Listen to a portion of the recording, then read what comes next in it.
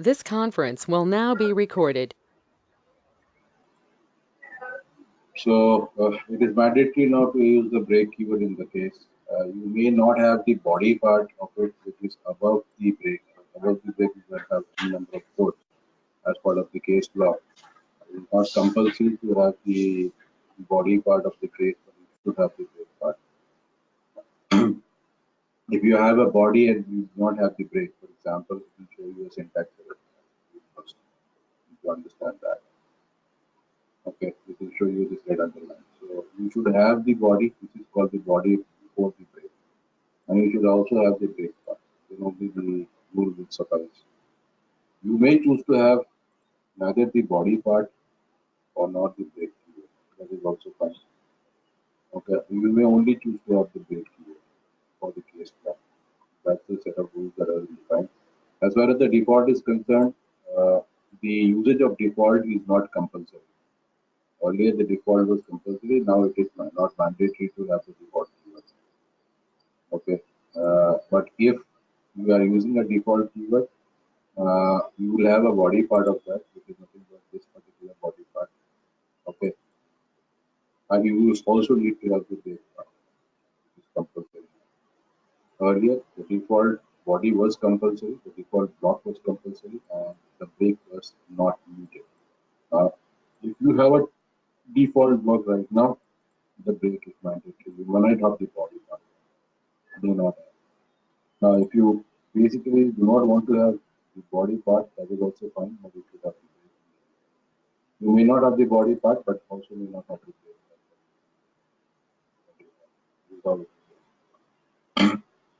No, the brake is mandatory.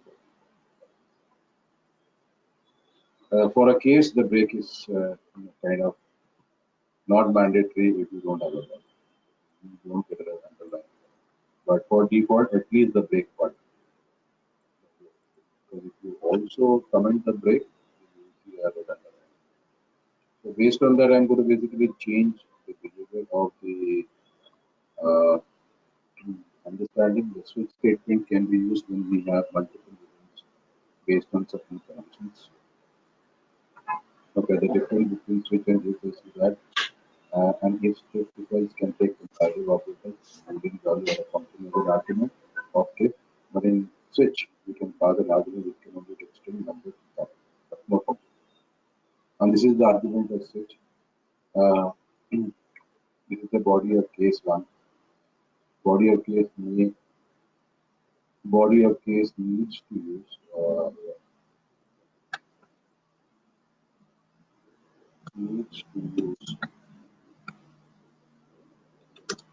needs to use break keyword if they use body. Okay, so and the third part of it, if there is no body,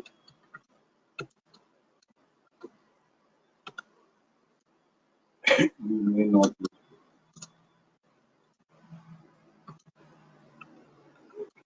That is now the behavior of the case part. You might have a body of case. Body of case uh, does need needs, I would say, needs to use the break keyword if there is a body. If there is no body, you may not use break keyword. That's the difference in the rule that has started from the latest versions of your computer vision of your Visual Studio. And if you have earlier version edition, 2017 or something, where the internal patch which is released and that gets updated automatically. Right? I will take this part and copy it in all the case points.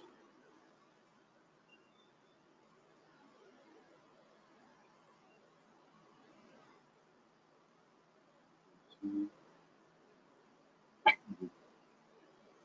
this is also the default. I will write down a couple of things. First, the default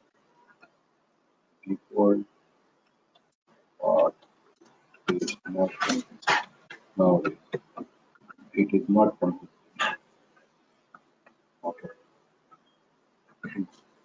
there can be body of default, and if there is, and if there is body of default, there should be a break.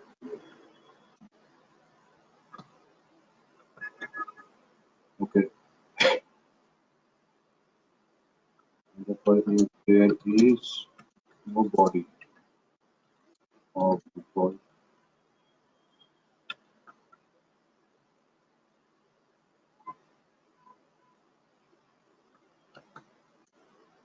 break keyword is taken.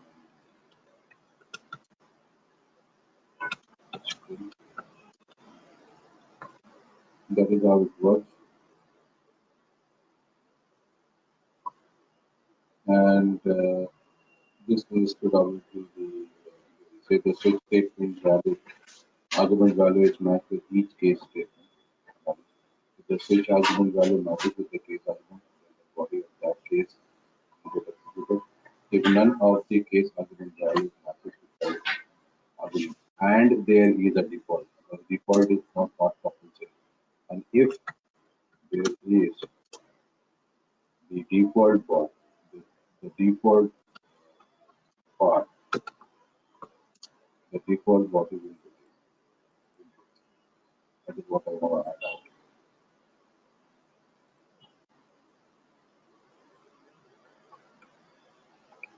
The case body should have the break keyword, and if there is no break, it will show compilation. The break keyword has to be as the last. The case body should have the break keyword if there is case body.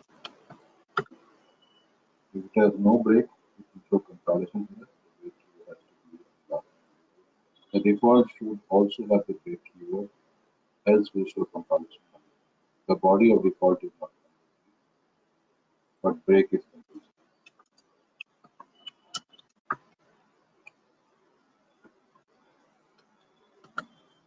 Default portion is optional.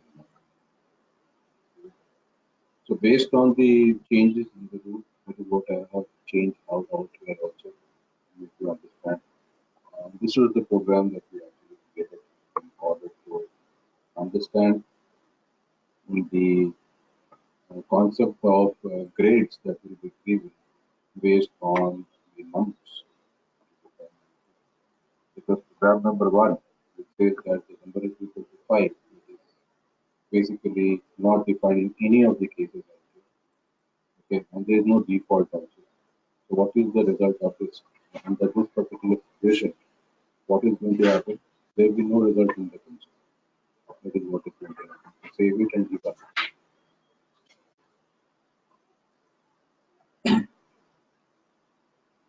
Because right now default part is not compulsory. So there's no default part at this point of time. And none of the case matters.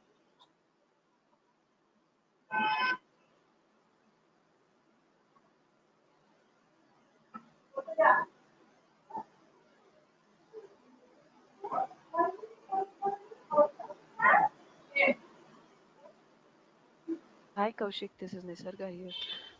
Your voice is breaking, it's not that clear.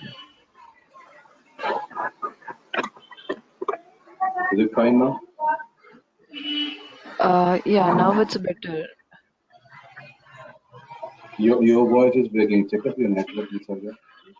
Because No, I break is checked happening with because of either Varsha the also, like, I don't know whether others are having the same problem or what. what about others? Is my voice breaking? Just let me know. Yeah, hi Kaushik, Azhar here. Yes, Kaushik, Yeah. your voice is breaking. Okay.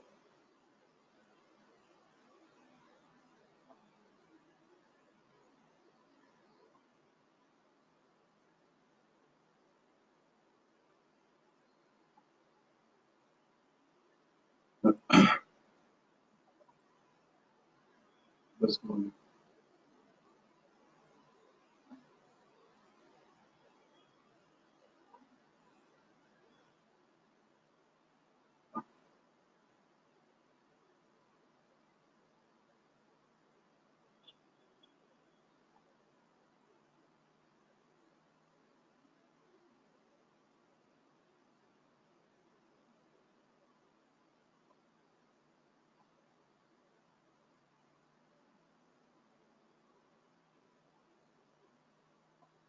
I'm going to connect with my mobile and let me know if the mobile is also having a problem.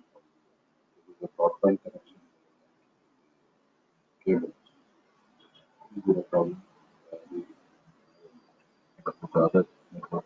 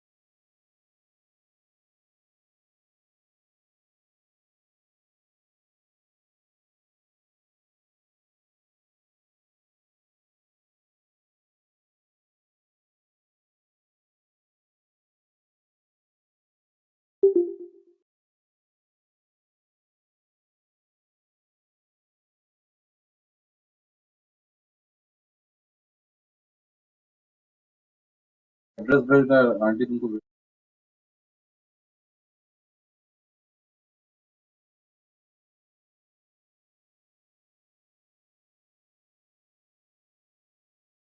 Am I audible now? Is the voice clear?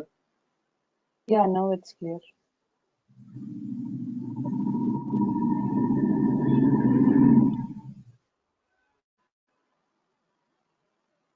So if you look at this particular aspect, I hope this is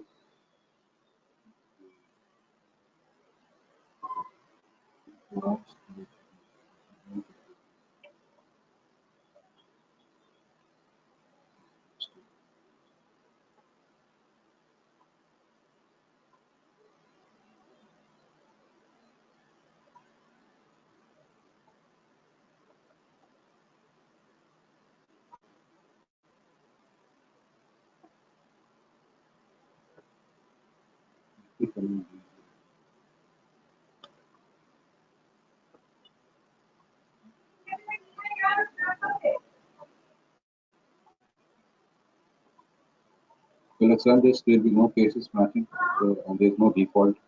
I got to understand there's no default, so default is not mandatory.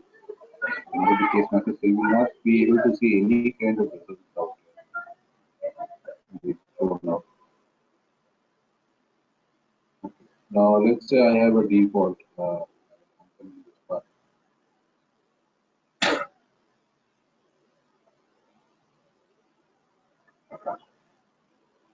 And default means you should have the brake. Brake is compulsory.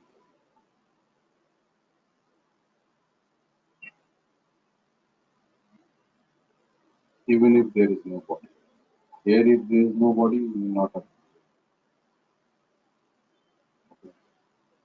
Here, brake is like mandatory. Here also, the default brake is mandatory. If the case is having no body, you may not have to brake. Here, if the body is not there, the brake is still mandatory. None of the case matters. The default will be there.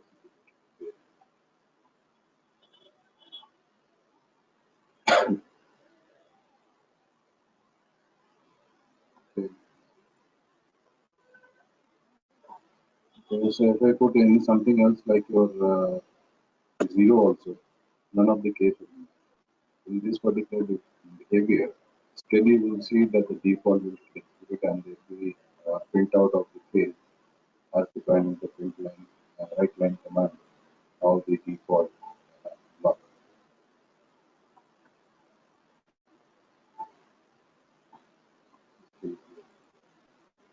So that's the difference between let's not let's say one case matches. This case matches long-term distribution.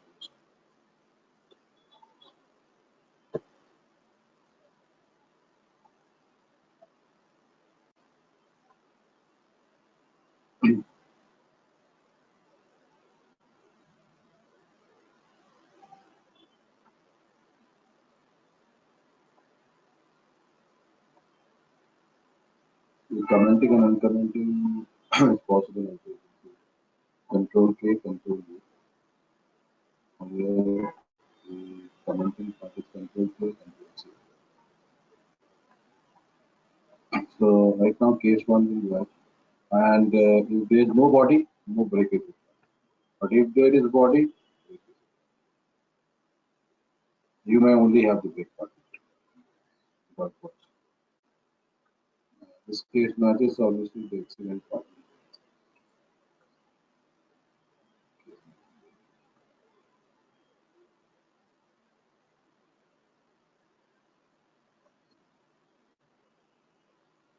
Okay. Now you have, so this was passing on a number. But, but rules have been switched.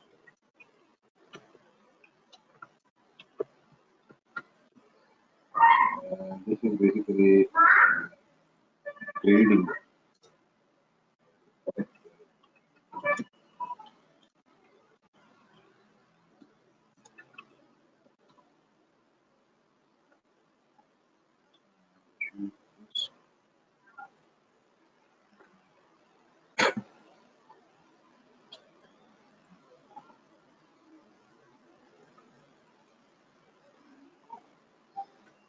This is not now optional. This is mandatory if there is a body part. If there is no body, it is not mandatory. So now the grading basically is passing out the character value. This particular case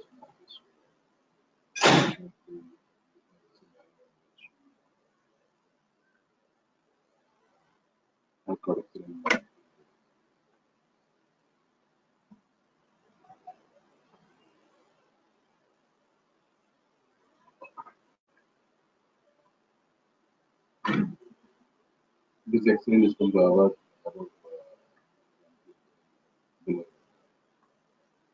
So if we differentiate these two programs,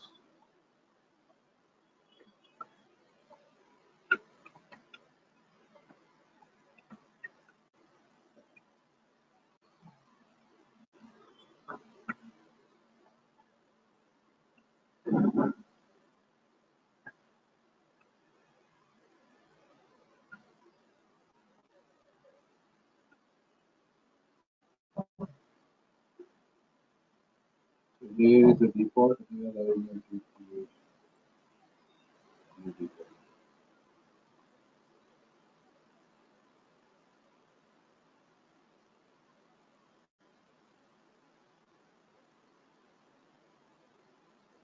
This is how the switch statement can be used as far as your conditional statement is concerned. Now let's move forward to the loop statements.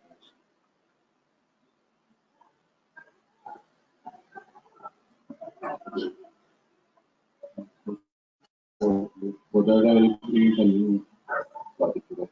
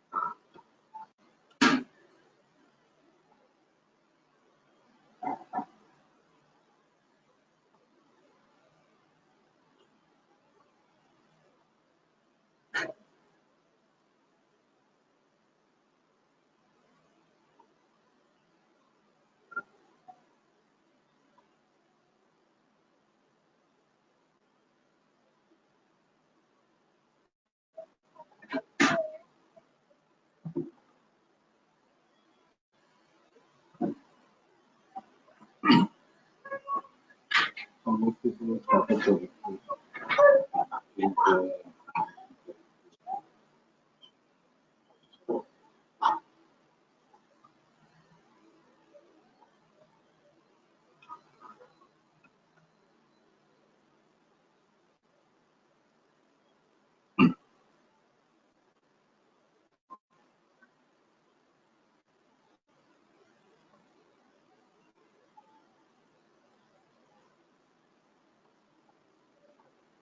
so let's look at first of all the while. Call this as while. Class name is while. I have not changed anything else. You can see that it is still program.js. The class will be the name of the C sharp file. I'm just changing from class program to class. Now, the first thing that we need to understand as far as while loop is concerned, uh, is understanding objects. So, first of all, why would you use the loop statements? Loop statements are used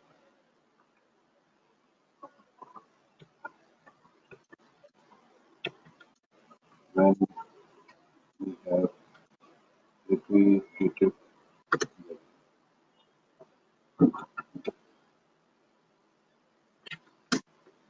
In other words, we can say that.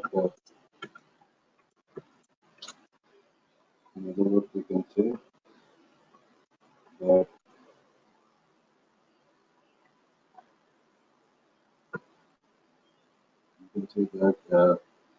if we are repeating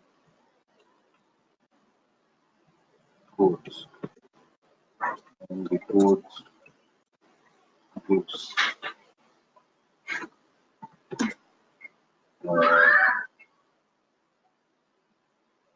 if the code gives I would say code is giving you code gives you uniform uh, increment or decremental result.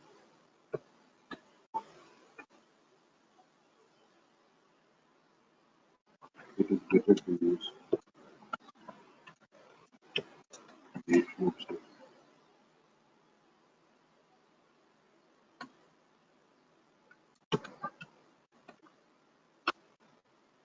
So there are different kinds of loops also.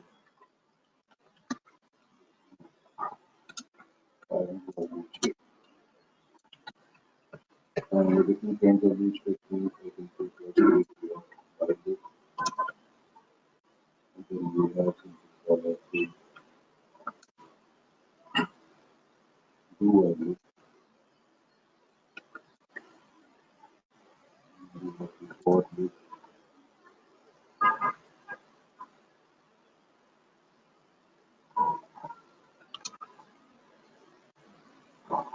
and the idea of the for.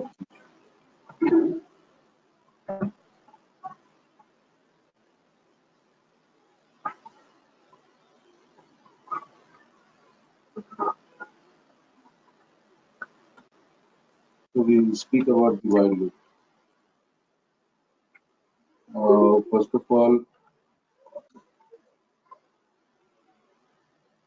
uh, loops should have an initial value, and this initial value, which will be matched with conditional statement.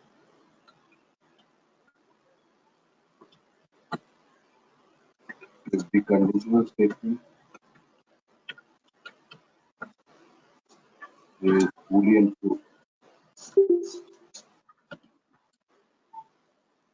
loop will execute, and the moment the conditional statement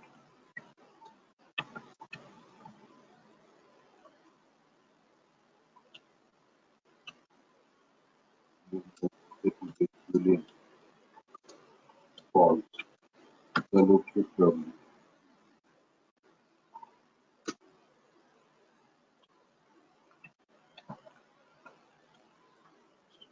So,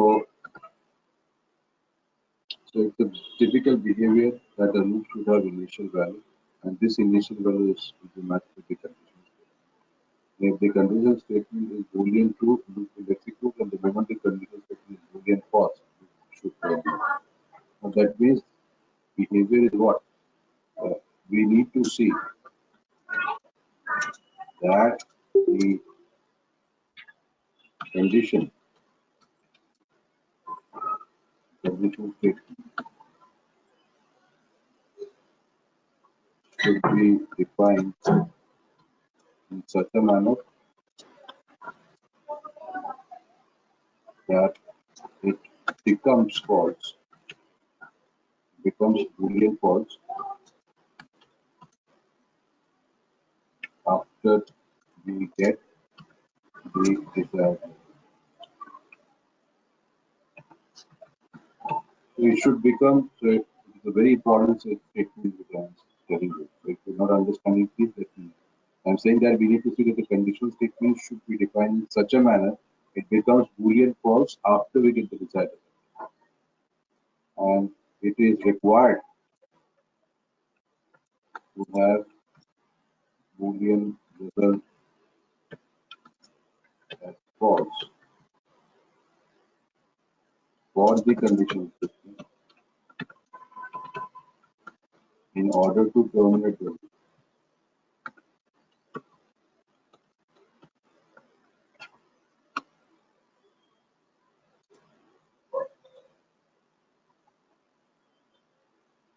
Infinite looping happens if the Boolean condition, is true, condition,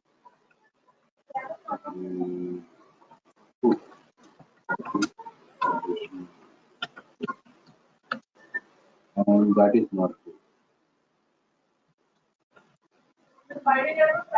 Infinite looping is not.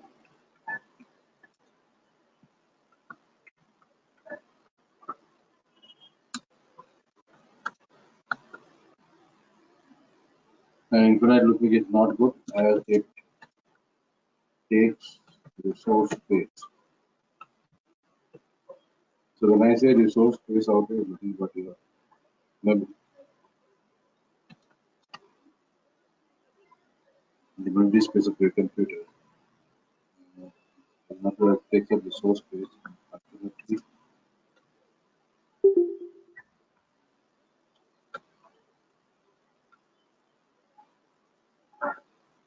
eats the whole resource.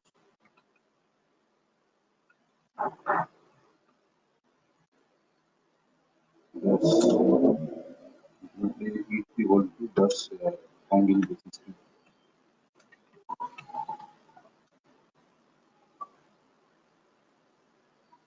So that is why you should not this is a general physical behavior of loop statement. So It is not only for while. It will generalize statement as well as any loop statement extension should have an initial value. The initial value which we map is conditional statement. The conditional statement is boolean true, loop will execute, and then the conditional statement is false, terminate. So it is necessary to check that the conditional statement at some point of time becomes boolean false after we get the desired result. Because if it is not turning to boolean false, then what is going to happen? Go for infinite. Infinite is not good because it will take a memory space and ultimately eat up the whole memory. Thus, hanging the system is nothing but based on wasting errors and that not forward. System is not. So that's how the. So let's now define the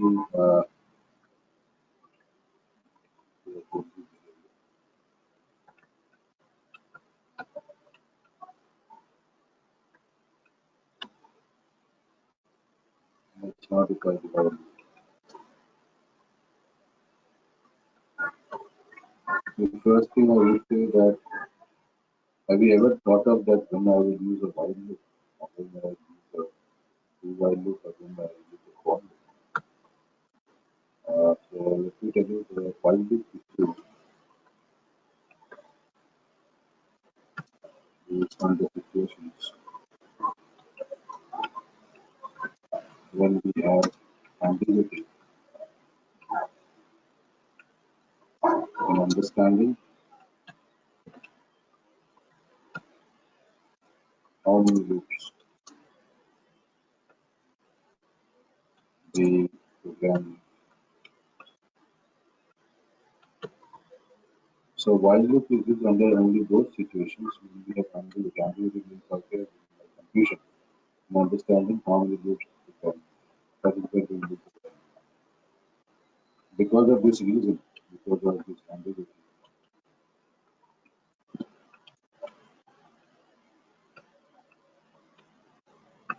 while loop is much more prone, will be much prone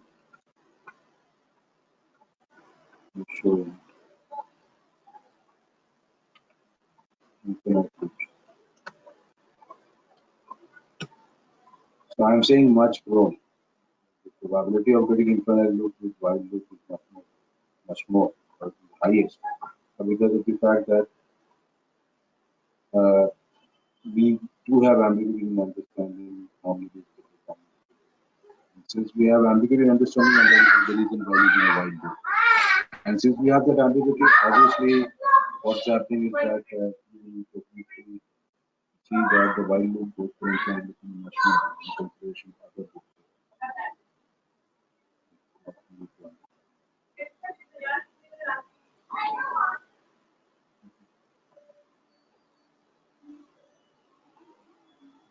So let's do one particular thing.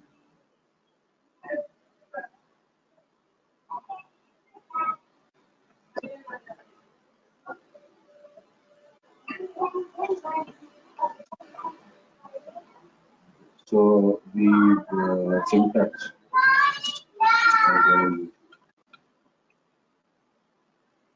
the syntax available, there is a while we have the argument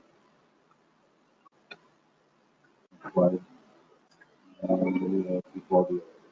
This is the simple behavior of how a body is works.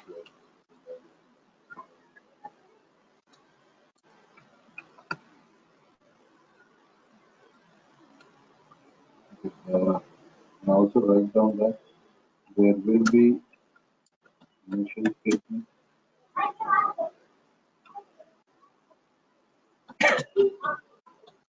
to define the initial value.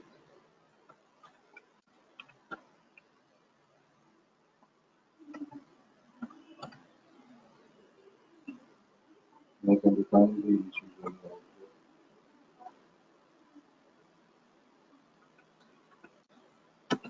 And then first statement the outside of the while block. So there will be initial statement to define the initial value. The Roman 1.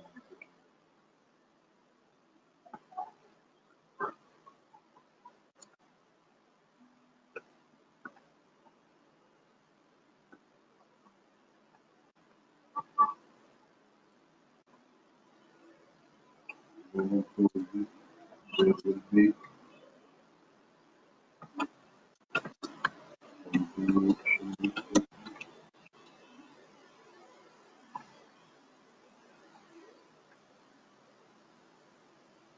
So this argument is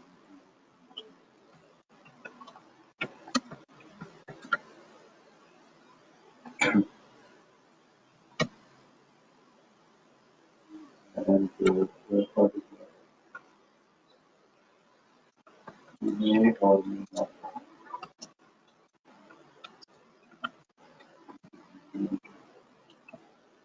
implement anything that could be defined in the body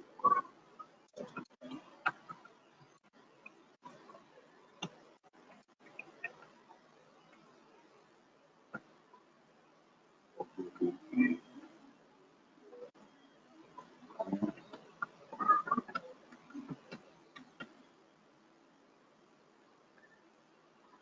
another note I will tell you, there should be proper synchronization between initial conditioning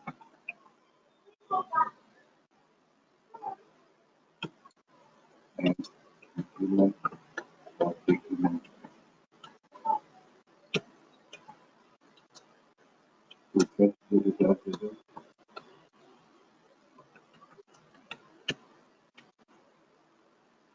After we move to the after the result,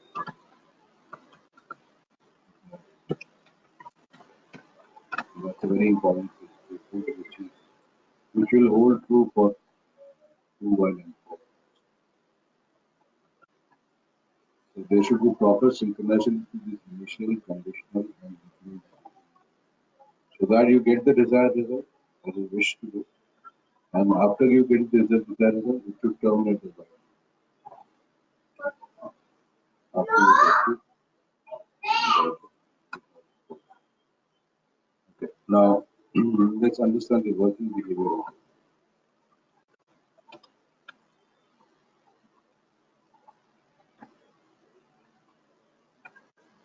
First, for the for the first loop to work, first loop to happen.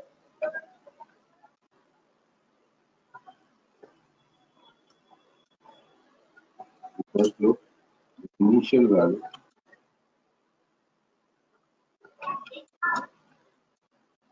is checked with the condition loop. The initial value is checked with the condition. If the condition statement is true, the body of Y gets distributed.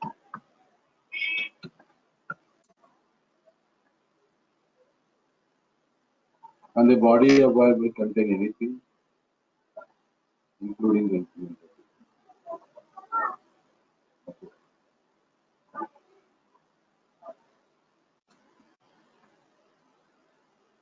Okay. If the conditional statement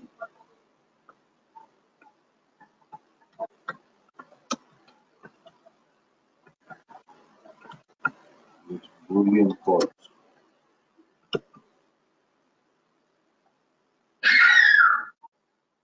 the first loop will not.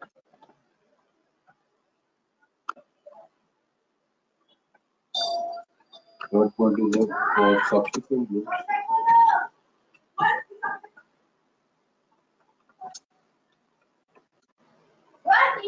the often conditional statement should fetch Boolean.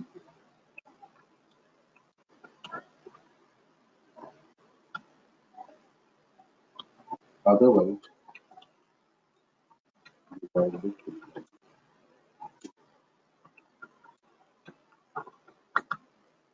So that's the working behavior of your loop, while loop. Okay, now let's understand some programming behaviors. Now, first of all, the first program that I'm basically going to take up would be the program of not using the while, not using the loop statement. That is the first thing you see, not using the loop statement. The program number one first would be to print out from 1 to 5.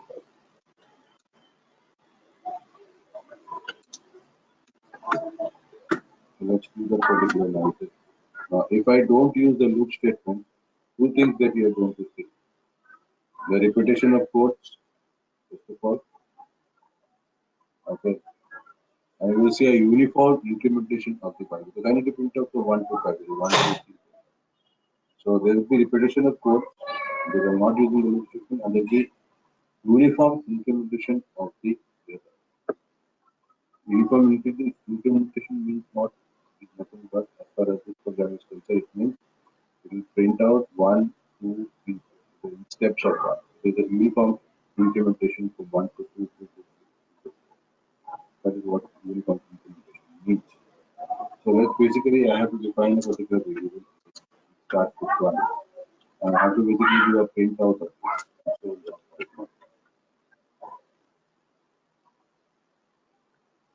let's say like one is value of the coordination of the.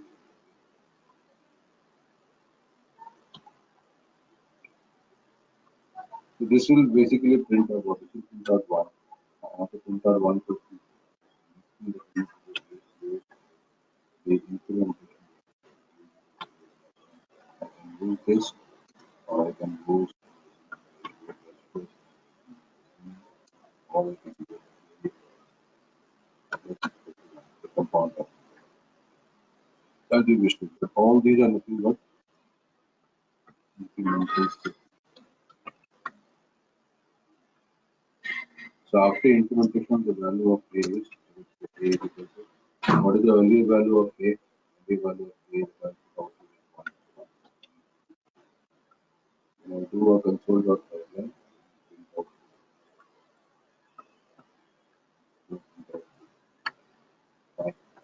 then it has printed out 1 and 2, 3, 4, 5 is so I have to basically use this code here. And this is the repetition. Now the value of now the value of A is 2. Again plus 1. It's going to be equal to 3. This is going to print out. Okay. And if you print out 4 and 5, this will be nothing but A is equal to 3 plus 1. This will be equal to 4. Print out the value of A. And the last value that I need to print out is 5. So with that, you print out 1. Let's do this. This value of A is equal to 4 plus 1 is 5. Need to go to the value of 5. This is the desired result that you want. Okay, but in order to get the desired result, how many lines of code you will get? 1, 2, 3, 4, 5, 6, 7, 8, 9, 10 lines of code just to print out 1 to 5. If I tell you please print out 1 to 100, you will have to write down 200 lines. Okay, let's look at the result. The result will not be a problem.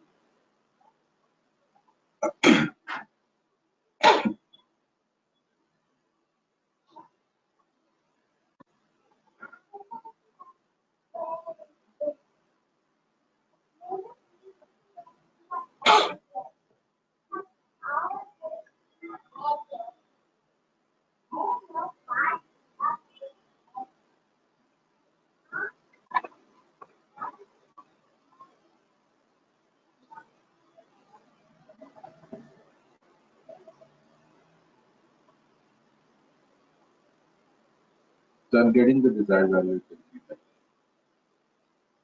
But the problem, I'll tell you what the problem is here. Problematic area is you are writing 10 lines of code just to print out one result. There is repetition. Every time you repeat the code, it's taking this space. You're actually, wasting on this space.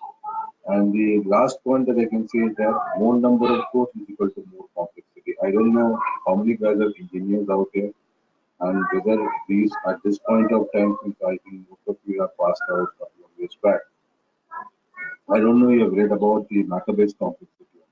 Macabre's complexity is a theorem which I have been taught in engineering, which states that when you use that particular formula, it will give you the complexity of the program.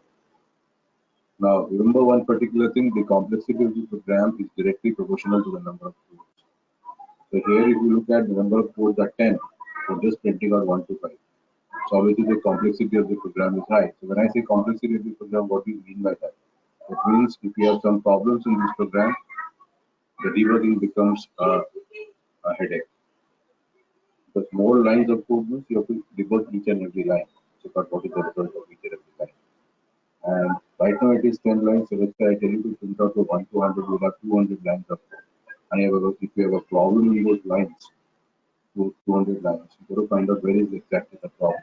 Or they are able to debug each and every line. So more code is equal to more complex. And the complexity is actually calculated by using the mathematics.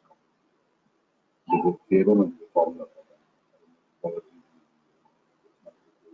that.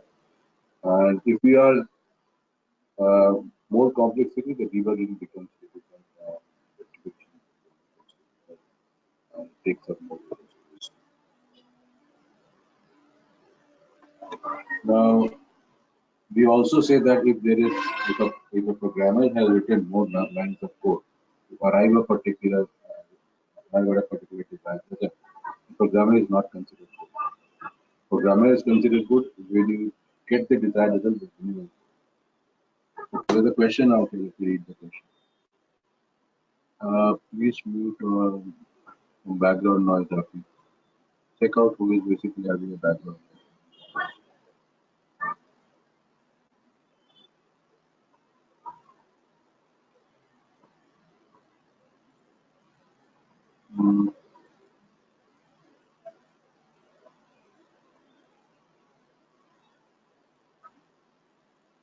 Okay,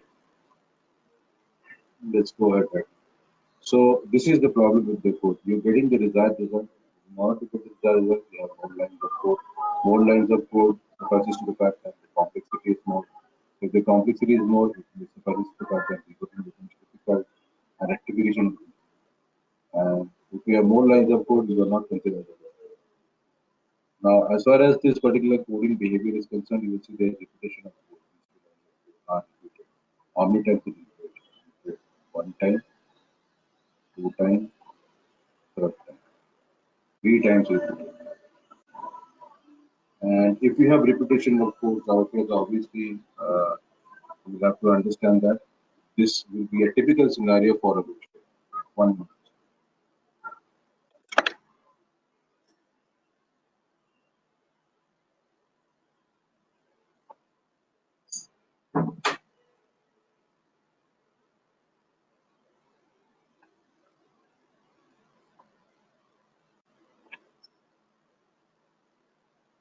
Okay.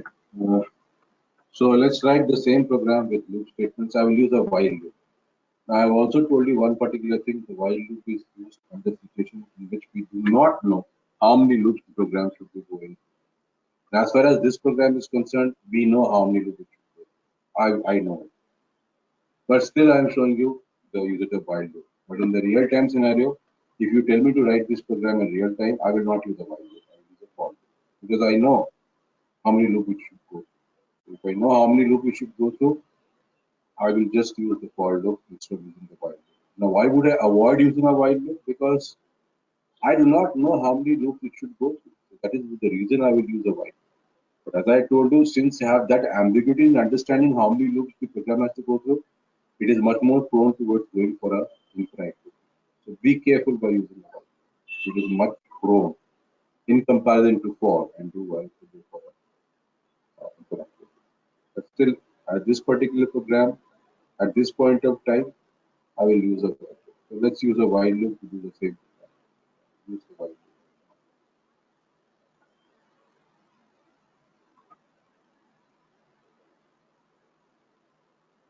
I'll differentiate the result first.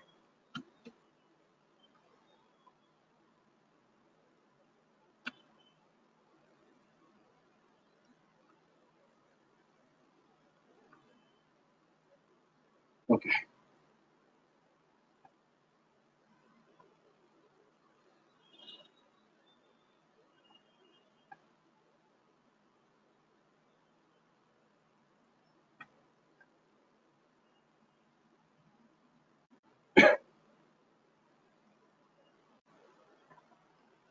Using the loop statement.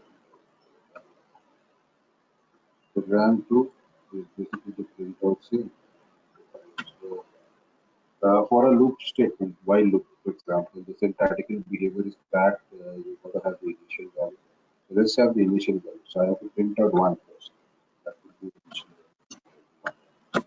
So this is considered as the initial.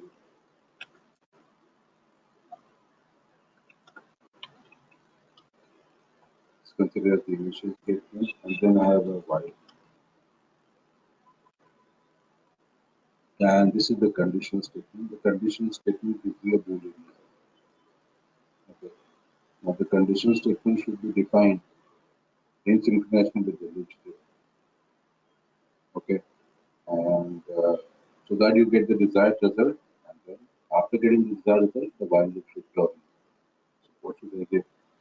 This should be less than equal to 5. Can I give that? Yes, I can give that. Why? Because the initial value will be checked with the condition. What is the initial value of 3? 1 is less than equal to 5. That is the first condition being checked. And this is Boolean true. So that this particular comparative operator is concerned, I'm basically saying that this is Boolean. Boolean true. So if it is Boolean true, what will happen? The compiler will go inside the while body. So that is what I have written, that for the first loop to happen, the initial value is checked with the condition statement. The condition statement, the body of while loop getting. Whatever is the body of while. So let's write down when it goes inside the while loop. I wish basically for it to print out the value of b. So value of b is plus b. Okay. Now, if I, let's for example, so I leave it at this point of time. I leave the result, I leave the program at this point of time. Like this. What is the result that you expect? Want the result control itself to run the results.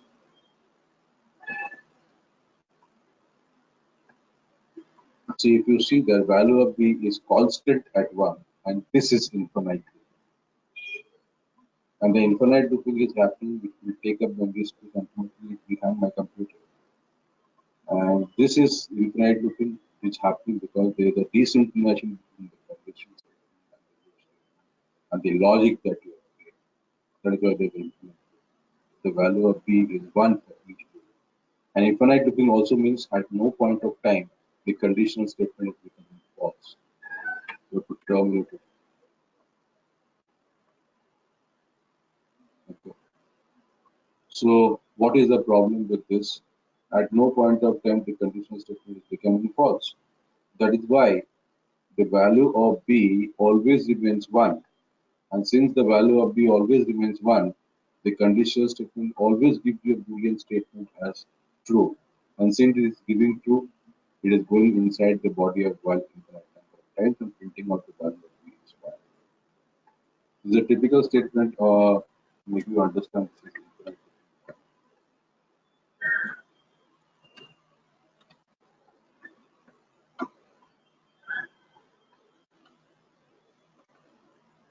So the infinite looping is happening because there is a desynchronization between the initial statement, conditional statement, and the logic statement. Because of its infinite. And that is why if you look at, since the conditions to phase never becoming false, the value of B remains 1 and it is always less than equal to 5. That is why it always goes inside the while body and always executes the value of 1 for each loop. So here, what is going to happen? This is conditional statement.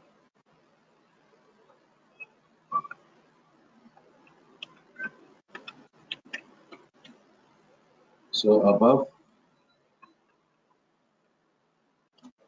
the value of B remains 1 and the condition always, and that is why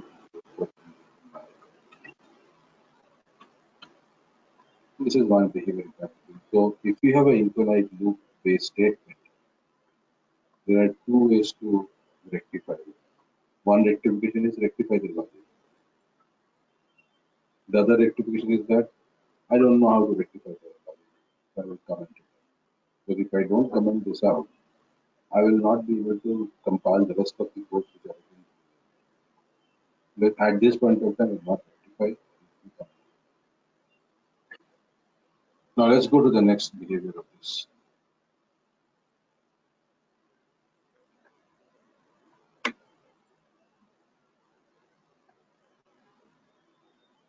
So using the loop statement, program number 3, still printing out the value of 1 to 5. I'll show you other behavior of getting it. Why would I get again?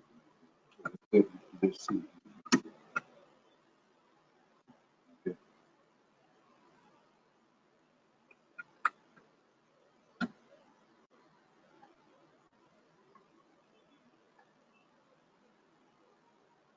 I use a value. And I say that C is less than 6. So the initial value, this is the initial value. This is checked with the condition. Let's check the condition. Is 1 less than 6? This is less than 6. Okay. Let me do let's print out the value.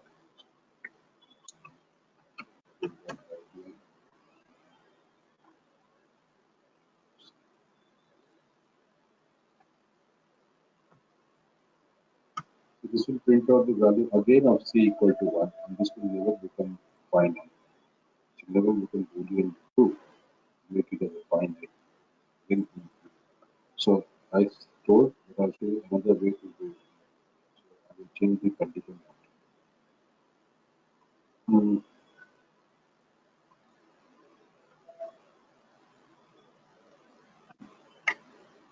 One is always, and here I will basically give implementation. I've always told you there should be synchronization between initial statement, conditional statement, and the logic of the code to give you the desired result and also make this condition as false to terminate the value. After getting the desired result, you should have a termination. Now, under this situation, what is going to happen? C is equal to 1. The initial value is kept with the condition. Condition becomes 2. This will print out 1. And this will increment the value of C from 1 to 2. Now this 2 is checked with the condition because right now the value of C is equal to 2. So 2 is checked with the condition. This 2 greater than 0. The condition still becomes Boolean true. So it will go inside the for loop for the second time and print out the value of C equal to 2, increment the value. Now 3 will be checked with the condition. So basically not. The condition becomes 2. The computer compiler will go inside the while body and first thing it will do is print out the value of C. After printing out C, the another body line is to increment the value of C from 3 to 4. 4 is checked with the condition. And you print out the value of the 4 is checked with the condition becomes true. print out the value of 4, increment the value. Now, do you see after implementations, if you implement to certain level, we continue. At any point of time, for any value of C, the condition becomes Boolean false? Never. This is another example of infinite loop where the desynchronization between initial statement, conditional statement, and the values. This is again code for going to infinite loop. Now, the only difference between this infinite loop and this infinite loop is that this gives you the printout of B equal to 1 for each loop. The value of B remains constant to 1 for each loop that the while loop is going through. But here, the while loop is going through infinite definitely, but the value of C will be not stuck at 1. The value of C will keep on incrementing from 1 to 2, 2 to 3 until infinity. So let's run this particular code. Control F5.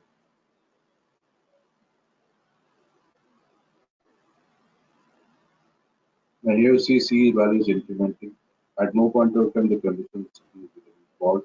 Everything is greater than 0. It's infinite. I have to terminate it. Okay. This is another example of infinite looping because of desynchronization between initial statement, conditional statement, and the logic. So either I have to rectify my deed, rectify the logic of the code, or I have to comment it. At this point of time, I'll comment it so you can look at it. Okay. Now, what is the exact program you should have? That I will show you. But you get the desired result, you do not get it. I will introduce one. One loop. You should define the conditional statement right now. The conditional statement is that B should be less than 6. Then you control that pipeline.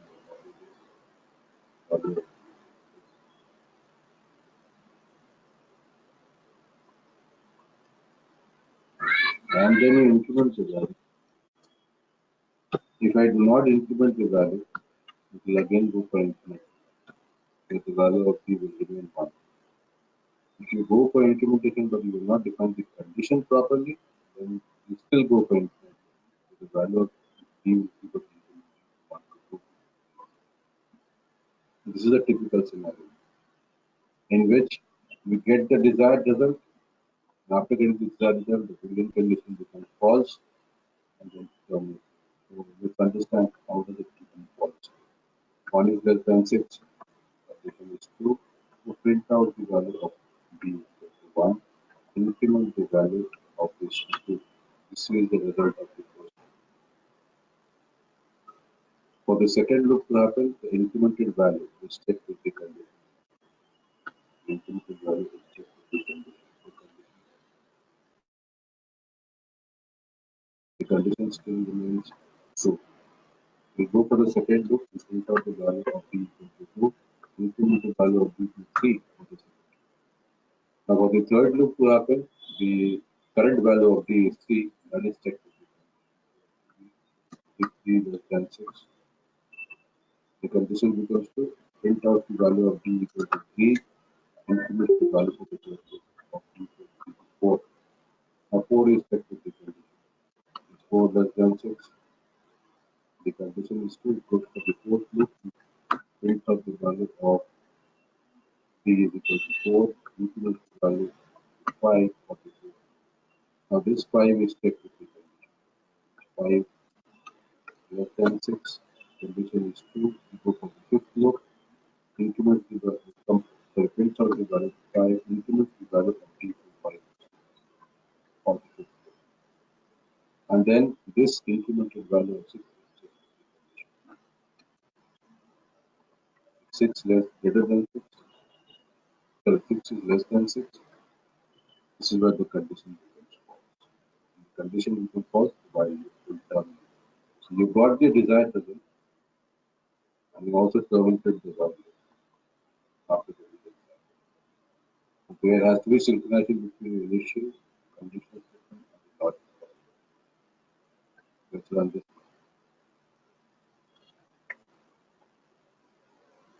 and I get the result. This is program number 1 in different ways. To show you infinite looping and to show you also without using. So let's go to another program right now. So for example, this is the program.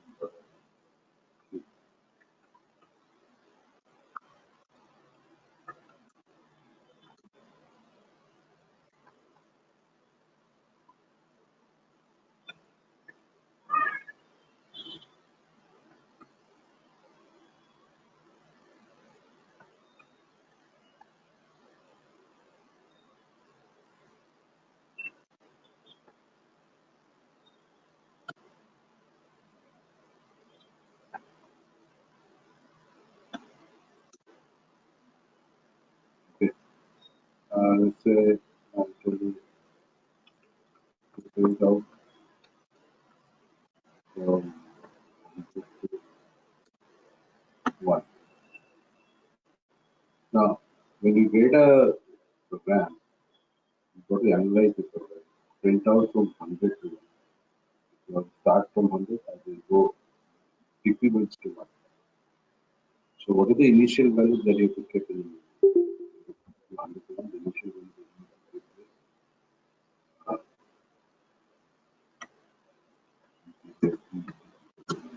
that becomes the initial value.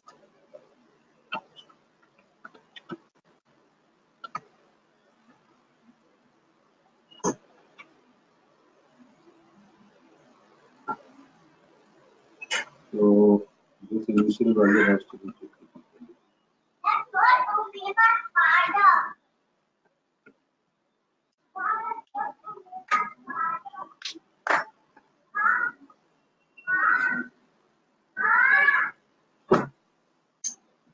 So the condition is that they should be greater than equal to 1.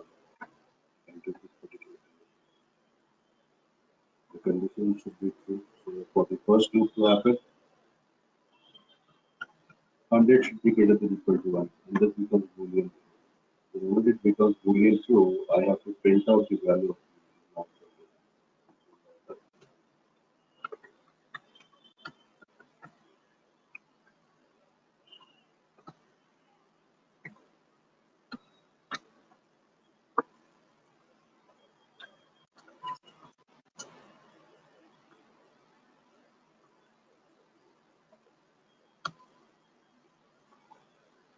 And if I don't have a increment or decrement statement, the value of E will still remain.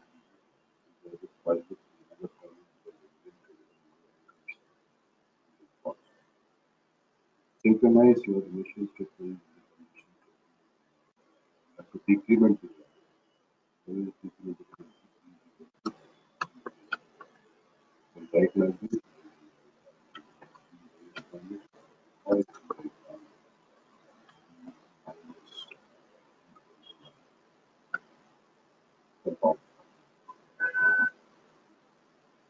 now what will happen? So for the first value of E equal to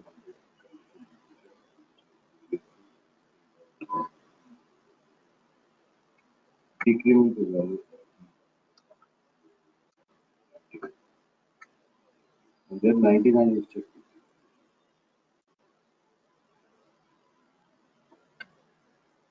Condition becomes Boolean true, so the second loop will happen.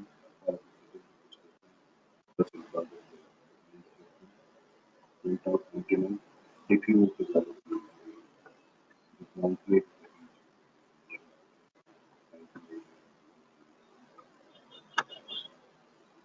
condition is Boolean true, so basically print out 98, decrement the value. This will keep on happening until the hypothesis 3 is checked. So 3 greater than equal to 1, the condition is 2, some point in time, 3, decrement the value from 3 to 2, this 2 is checked.